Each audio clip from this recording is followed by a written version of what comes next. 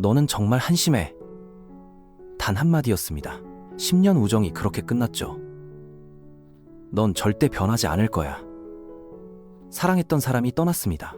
그리고 그 말들은 지금도 가슴 한구석에 박혀 있습니다. 여러분은 하루에 몇 개의 단어를 사용하실까요?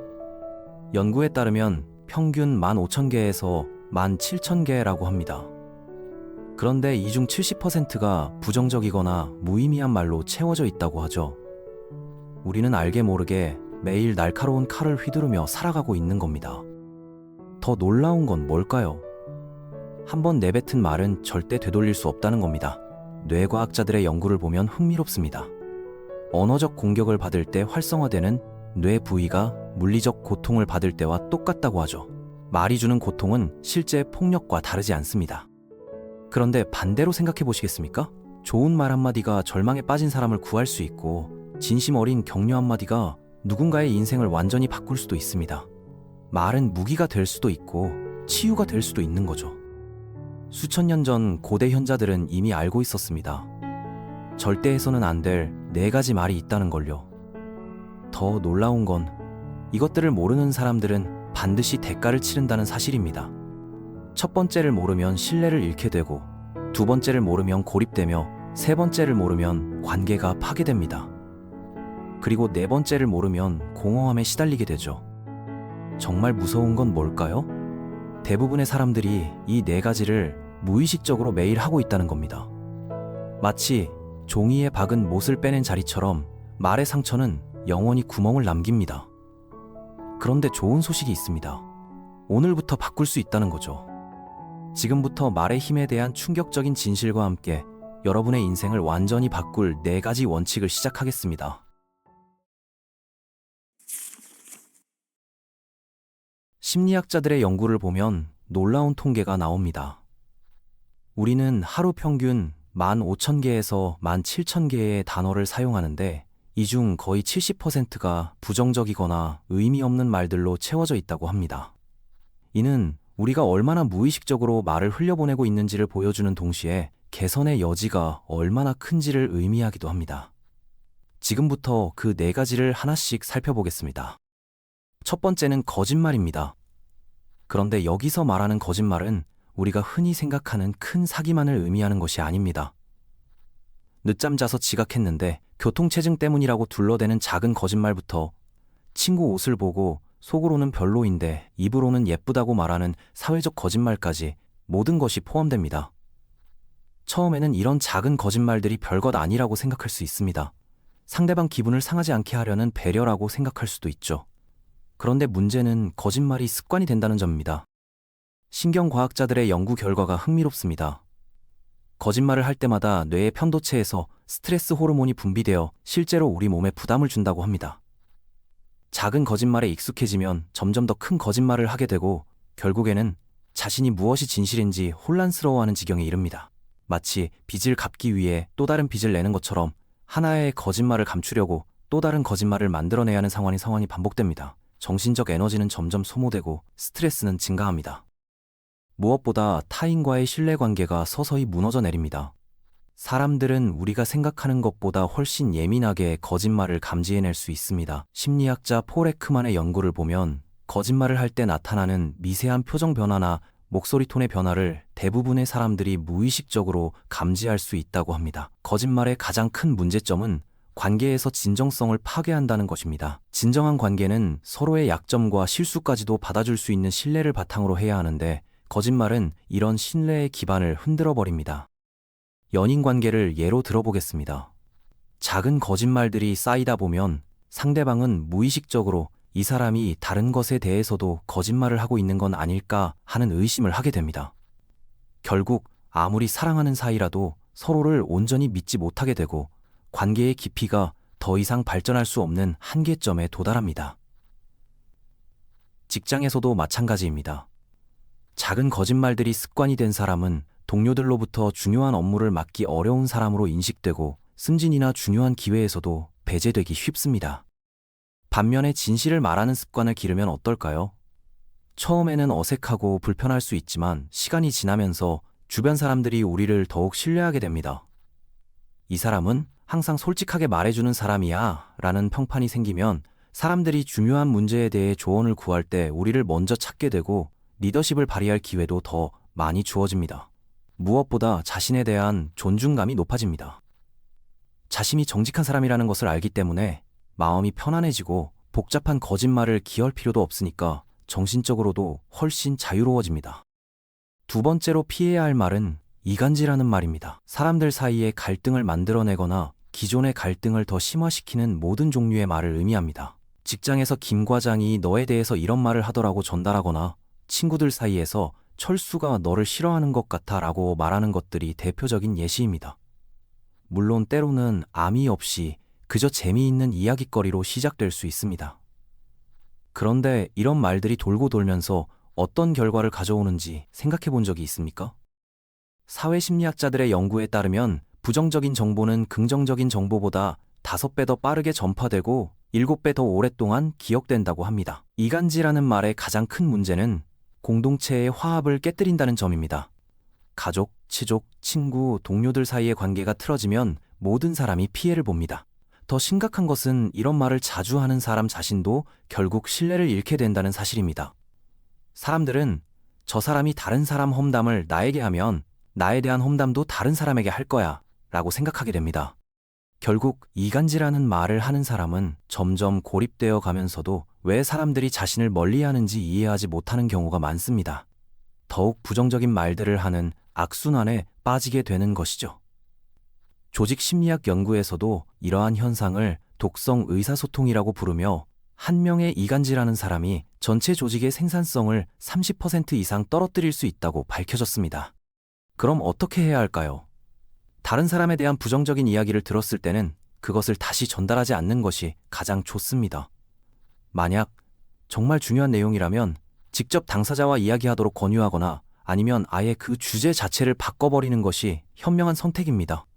대신에 사람들을 화합시킬 수 있는 긍정적인 이야기들을 전달하는 습관을 기르면 어떨까요? 영희가 너를 정말 좋은 친구라고 하더라. 민수가 네가 최근에 많이 발전했다고 칭찬하더라 와 같은 말들입니다. 이런 긍정적인 메시지들을 전달하는 사람은 자연스럽게 관계의 촉매제 역할을 하게 되면서 주변에서 없어서는 안 될 소중한 사람으로 인식됩니다. 세 번째로 주의해야 할 것은 상처 주는 거친 말입니다. 화가 났을 때나 스트레스를 받았을 때 우리는 종종 상대방에게 상처가 되는 말들을 내뱉곤 합니다. 너는 왜 이렇게 못해? 정말 한심하다. 넌 변하지 않을 거야? 같은 말들이 대표적인 예입니다. 이런 말들은 순간의 감정 발산에는 도움이 될지 모르지만 장기적으로는 관계를 파괴하고 상대방의 자존감에 깊은 상처를 남깁니다. 특히 가까운 사이일수록 이런 말의 파괴력은 더욱 커집니다. 신뢰하는 사람으로부터 들은 상처 주는 말은 때로는 평생에 걸쳐 그 사람의 자아상에 영향을 미치기도 합니다. 신경과학 연구에 따르면 언어적 공격을 받을 때 뇌에서 활성화되는 부위는 물리적 고통을 받을 때와 동일한 영역이라고 합니다. 말이 주는 고통도 실제 신체적 고통과 똑같이 느껴진다는 뜻입니다. 거친 말이 무서운 이유는 한 번 내뱉은 말은 다시 되돌릴 수 없다는 점입니다. 나중에 사과를 해도 상처받은 마음은 쉽게 치유되지 않습니다. 마치 종이에 못을 박았다가 뺀 자리에 구멍이 남는 것처럼 상처 주는 말도 마음에 지워지지 않는 흔적을 남기게 됩니다. 이런 상처들이 쌓이면 관계 자체가 회복 불가능한 지경에 이르기도 합니다.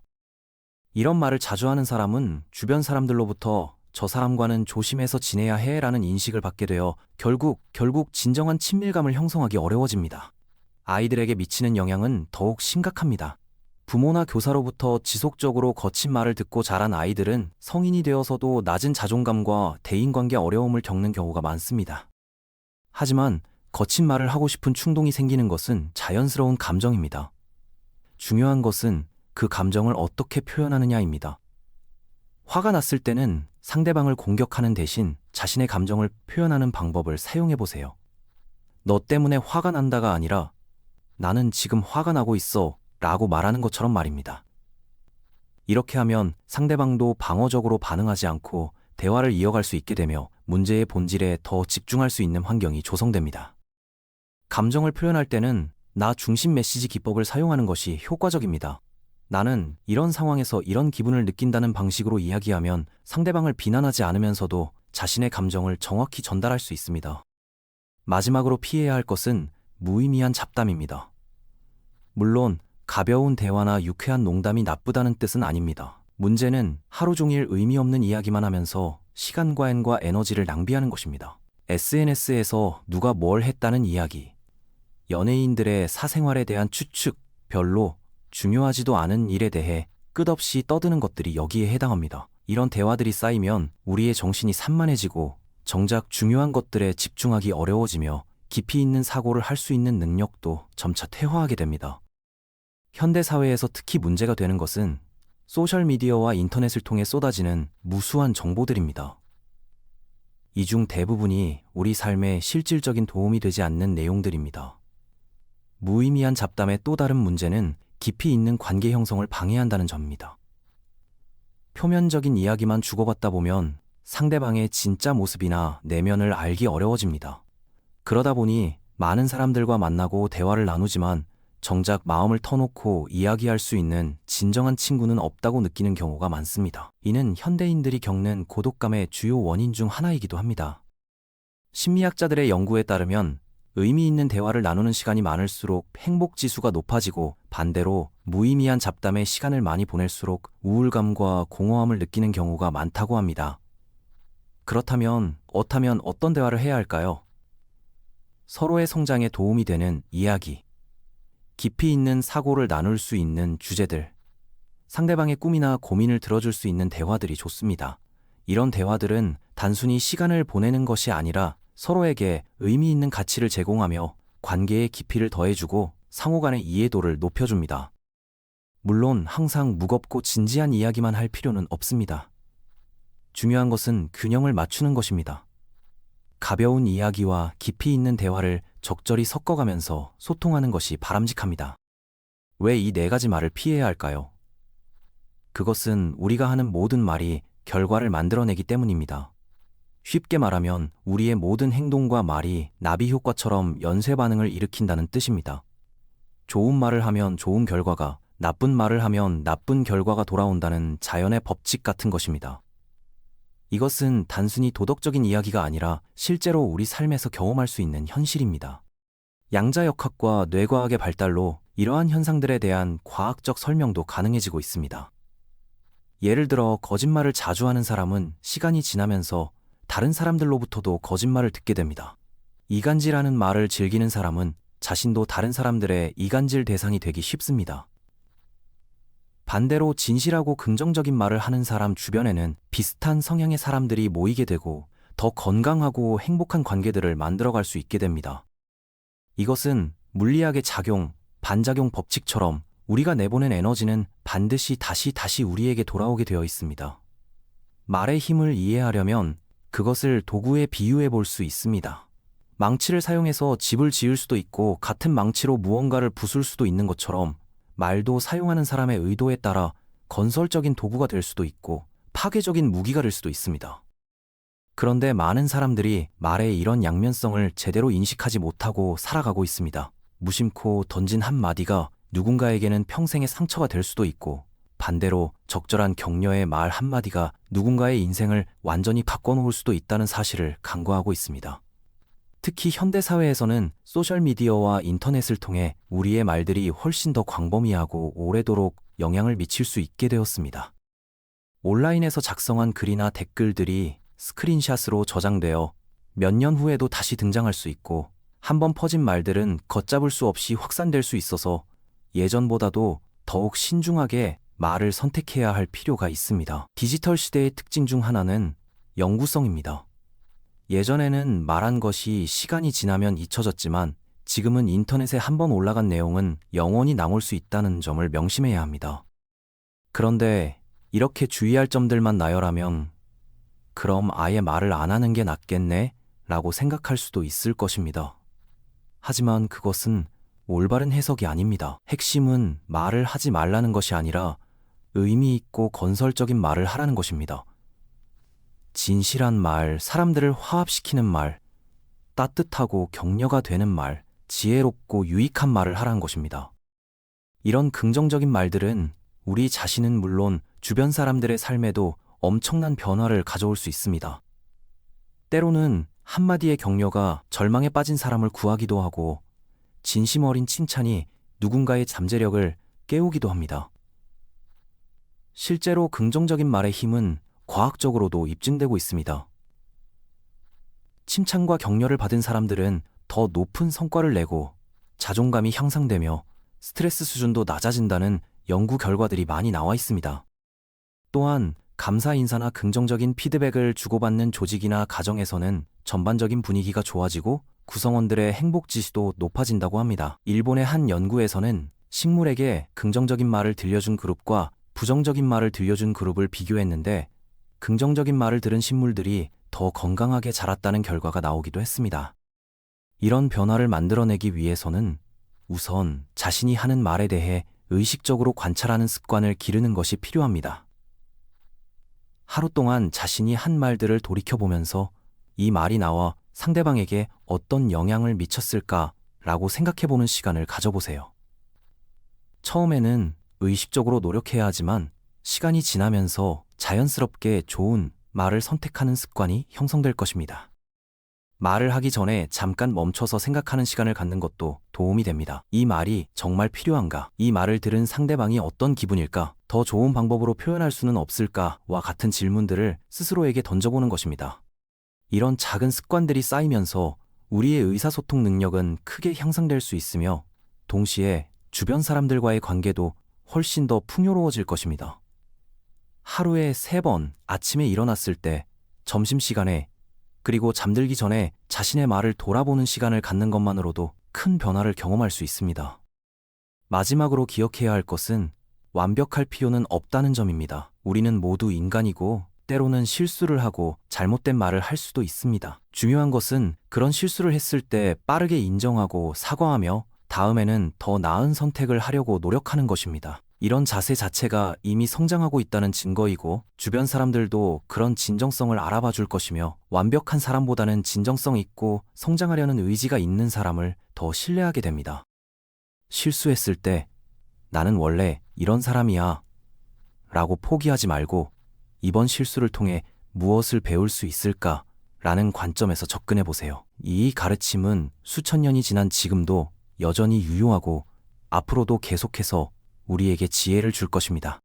인공지능과 디지털 기술이 발달해도 인간 간의 소통에서 가장 중요한 것은 여전히 진정성과 따뜻함일 것입니다. 말의 힘을 올바르게 사용한다면 우리는 더 행복하고 의미 있는 삶을 살 수 있을 뿐만 아니라 우리 주변의 세상도 조금 더 아름다운 곳으로 만들어갈 수 있을 것입니다. 오늘부터라도 이 4가지 원칙을 마음에 새기고 실천해 보시기 바랍니다. 여러분의 말 한마디 한마디가 세상에 긍정적인 변화를 만들어내는 씨앗이 되기를 진심으로 바랍니다.